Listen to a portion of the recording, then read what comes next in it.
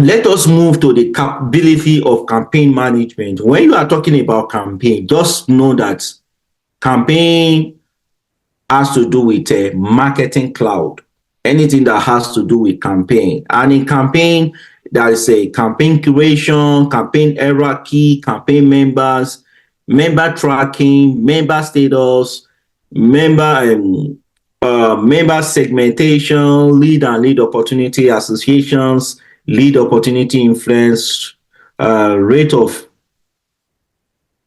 ROI calculation that offer the future calculate the return on investment by associating the campaign cost with generated revenue. When they are doing campaign, there must always be a kind of calculation that has to do with the return, because there are going to be millions or thousands of dollars depending on how big the campaign is that be involved. So there must be kind of accounts that has to do with, we are spending like $200,000 on this campaign. What is the return?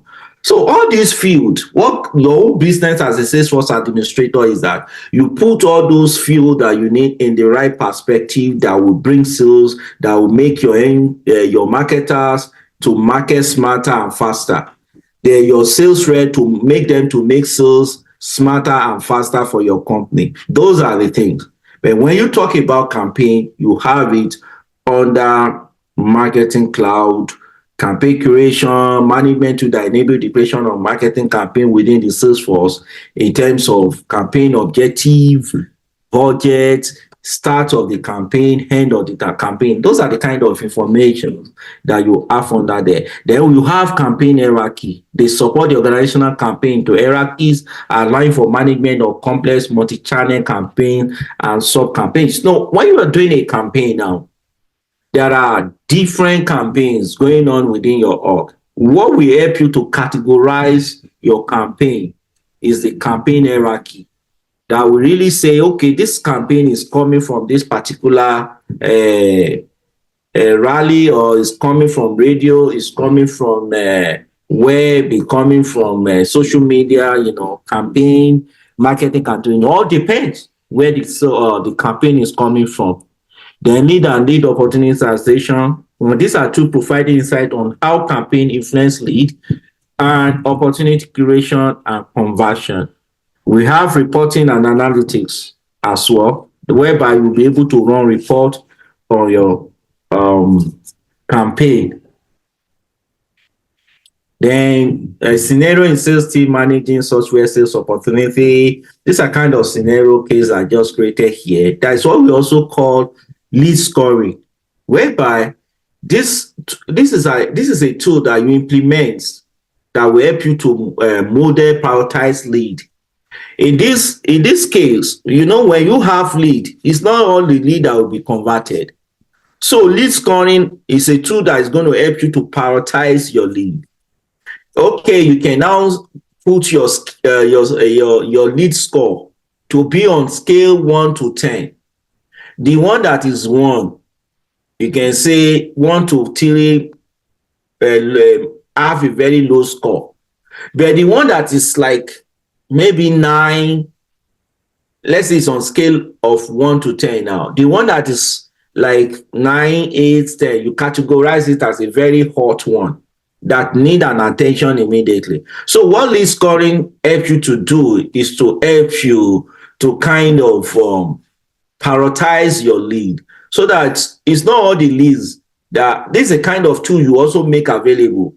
But that is what we call Einstein lead scoring. That one, Einstein the lead scoring, is a AI tool on Salesforce platform. It's available now, but we don't have access to it on this our playground. It's not a free. They don't make it. It's not freely available. It's not available on this playground that we're using. But when you're at work, it's always available there. It's help you to score the leads as they are entering, as your end users are entering those leads. It helps them to score it that, oh, wow, this lead is very hot. They need an immediate attention so that they can concentrate on converting that lead fast. The one with the low scoring that is not really having more, they won't pay attention to it immediately, though they will attend to that lead, but it won't take priority over the one that has a very high scoring. So Einstein analysis help to get that one done. But you as a Salesforce administrator, there is a way you can configure lead scoring. That's a kind of code. You can use some skills to do it, but it's inform some level of APEX code. In most cases, you will get the job done in terms of lead scoring with your developer, but you can almost configure most part of it, which I will also, there is a way you also make that lead scoring. The lead score now is going to be a field on your lead objects. There is a way you can use a list view to make it available as a field on your lead, so that whenever they enter the record like this, the lead will do the calculation for your end user to say this lead has a very high priority. They have to pay attention to that lead so that they can convert, they can make sales and sell faster and concentrate on that one that is having a prioritized one. So the Einstein opportunity scoring is also there. It's just an AI tool that is always available to score opportunity of a very high priority as well. We have lead process in Salesforce. Lead process refers to the workflow set of activities that organizations follow to manage and convert potential prospects. Can you say now? Convert potential prospects, known as lead, into qualified opportunity, ultimately into customers. When they become an opportunity, they patronize, they make purchase from your company. Then after that, what do? You don't want to make that one happen just once. It must happen repeatedly. When somebody have made purchase from you as the first time as an opportunity, coming back to continually make sales from you now, make them to now become to become your customers. The lead process is a fundamental aspect of sales in Sales Cloud. It helps the sales team to streamline their effort, prioritize lead, track interactions effectively. So lead has its own process, and in leads, you start from the lead source such as marketing campaign, website inquiries, trade shows, referrals. This individual organization express interest in a product or services, but have not yet been qualified as a potential customers because they haven't made purchase from you. You are just generating them for the first time through your campaign, marketing campaign, website inquiries, trade shows, referrals, until they make decision to patronize you and make purchase from you. That is when they become your customers. After they have purchased, then you're keeping them to come back and continue to purchase now. Eventually, they become a customer. There is also what we call lead capture. Lead information includes contact details, relevant data in capturing in Salesforce. This can be done manually by sales representative. You can see now, all this language we're speaking all this while now, you do everything, make every field available and everything for your end users to actually comfortably capture the information of the leads that they want to bring into your company. Then by sales representative for automatically through web forms. There is a way you can use a GPT chat to generate web forms. That web forms now, when it generates it for you, you can now embed it in your company website. Let's say you don't want to engage your developer. It has it's a robust APEX coding, the web forms. The web form is what we're going to be at the back end of your company website that the customers or the potential lead now will respond to by entering their information into those things being provided by that form. The form is a code on its own, so it's going to be at the back end. Then responding to it now on the screen, now that's the front end. It will be able to ask them their name, information like phone number, email address, and all that. Immediately they supply all those information now. That lead will be connected to your Salesforce platform. The Salesforce software will capture it. It will land on it to become a lead coming from coming from a web that is going to be available on your platform. So that's another way of capturing lead. Web forms, email integration, and data import method. Lead qualification. In this way, sales team evaluates qualified lead to determine their potential as a customer. Criteria for qualification may be include demographic, maybe the location, with the demographically, you can use that one. In terms of the location, in terms of maybe male, female, age, or whatsoever, buying interest, intent, and with the company target audience. All depends on how you can qualify your lead. Then we also have what we refer to as lead scoring. Salesforce often incorporate lead scoring mechanisms into assigning numeric value to lead based on their characteristics and behavior. That has to do with historical data you have within your platform. Some kind of information, I mean, you already have that, okay, if this lead is coming from technology, and if that lead is coming from a particular location, it can now qualify to be a prioritized lead. Lead scoring is a tool that will help you to do that. And if this higher score indicating a warmer prospect, you can now give it that if the lead is having higher score, if it's on scale of 1 to 10 now, and it's having like 9, 8, 10, that means a very warm lead. You can now, as a prospect, they will need to pay more attention to it.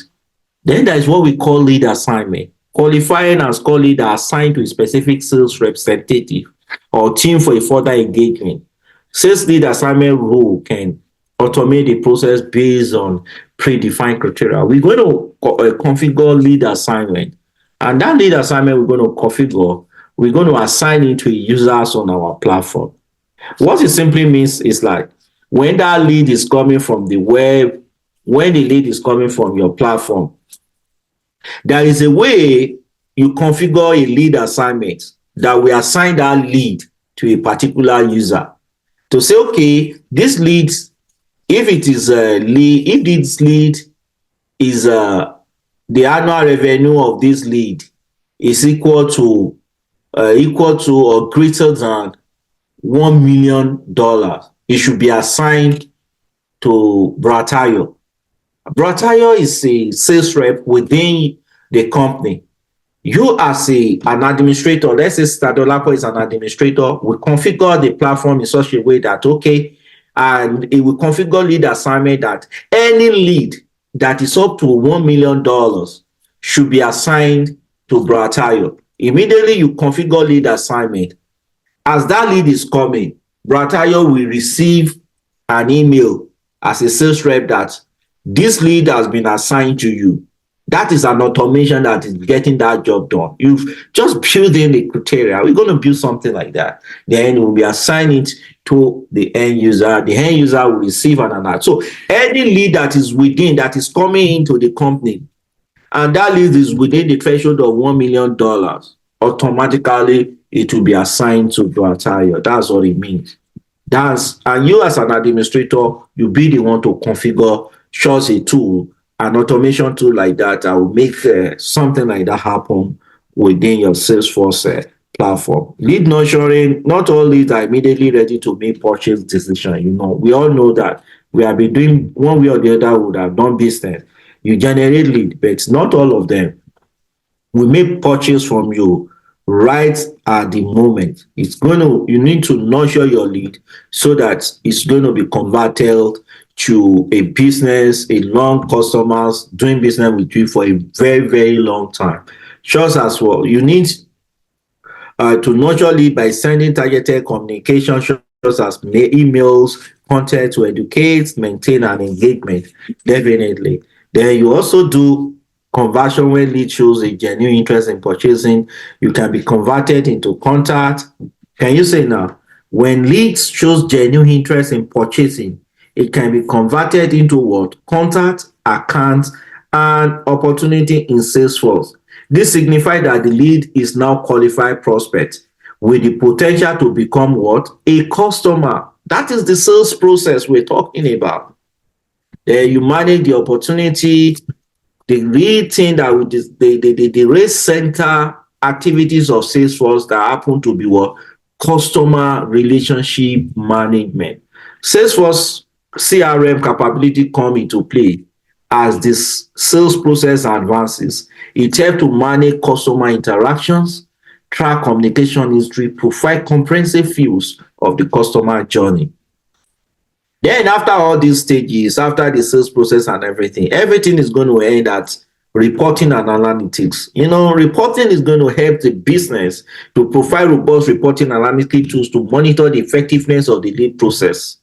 Sales team can analyze metrics like conversion rate, lead sources, pipeline value to make data-driven decision at the end of the day. Because it's when you do the report on all those engagement from the sales life cycle, right? When the lead is now being converted to account, opportunity, and contact. At the final stage that the person is doing business with you, all what is involved, are they being productive, efficient, and so many things. What will really give you how your business is doing, how all those stages are doing, and everything happen to be the report and the dashboard. So that is the stage you will now engage reporting and analytics to really see what has actually happened, everything that's gone on well, and everything. Follow-up engagement, lead converting into customer sales, enable guys to maintain ongoing communication like upsell, provide excellent customer service at the end of the day. So lead process in Salesforce is highly customizable to align with organizational specific need and sales workflow. By efficiently managing leads and opportunity, business can optimize their sales effort and enhance their customer relationship. So I might stop here so that you won't become too cumbersome. We're going to come back next time to just round it up. Then I finish the PowerPoint presentation on this study area. So I want us to go to the playground so that we can really demonstrate all what I'm trying to discuss. That would make more sense. Then later, by next class, we come back on this, round it up, then we'll be done with this this learning objective. In Salesforce, a lead assignment role is a powerful automation feature that allow your organization to automatically assign leads to a specific users or queues. These queues, take note of this word queue, Queues. Queues. I don't know, maybe I pronounce it well. I just call it queues. Now, the queues happen to be, when you can assign a lead to a specific user. But when you have like 2, 3, 4, 5, 6, 7, or 100 people, users within your org, then you combine them to form a particular group. That group is called queues. And the purpose of it can be to attend to lead as that lead is coming. So if that lead is coming, it will be assigned to somebody within that lead within the queue based on predefined criteria you already put in place. This criteria can include lead attributes such as location, industry, lead source, or customer field, as well as other conditions like lead ownership, territory whereby the lead is coming from. If it's in California, there might be a queue called a California queue that will attend to that particular lead. That means if that lead, based on the criteria you send out, if the address or the location of this lead is so, then it should be assigned to that California queue. That means any group of people that you have in those things will be their responsibility to engage that particular lead. Lead assignment would help to ensure incoming leads are routed to the most appropriate sales representative or teams for follow-up and conversions. Because anything that has to do with that lead is just have to do with conversions and anything. At the end of the day, you want that lead to be converted so that they do business with you and eventually they become potential customers in the future. So you have assignment actions, rule activation, lead creation, assignment, and notification. Then we have escalation rules. No, let me just stop at this point. Let me stop at this point. Next time we'll come so that you will be able to understand further. We take it further from there to know what is escalation rule. Escalation rule has to do with, let's say, after lead has been assigned, and that lead now is just sleeping within it has been routed. Nobody is attending to the lead, and it has been waiting. That lead, nobody is attending to the lead. It's taking a longer time. There is way you can actually escalate that lead using what escalation rule. The escalation rule now will automatically, based on the criteria that any lead now that is being assigned, that lead has been floating, it has been there, and it has not been attended to for more than 4 hours or more than 3 hours. It's going to be form part of the criteria you're going to send at the end of the day. You can now say, okay, this lead should be escalated after 3 hours, after 2 hours. Escalation rule will now come to play in that sense. That lead that is spending up to 2 hours, 3 hours has not been attended to should be escalated. And then based on escalation rules, whoever you now is in that escalation must attend to this. So that when that lead is escalated, somebody must attend to the lead or case. You escalate case, you escalate a lead as well. Should attend to that lead immediately. So let me end this PowerPoint presentation at this point, and let us dive into the production environment to really demonstrate and make good sense out of all this power presentation. Right, that's a wrap up for today's video. I hope you have picked up some valuable insights and actionable tips in Salesforce ecosystem. Don't forget to hit the subscribe button. Give this video a big thumb up if you found it helpful. I'm Asikola Oshirikan, and I can't wait to see you in the next video. Thank you for watching, and stay tuned for more.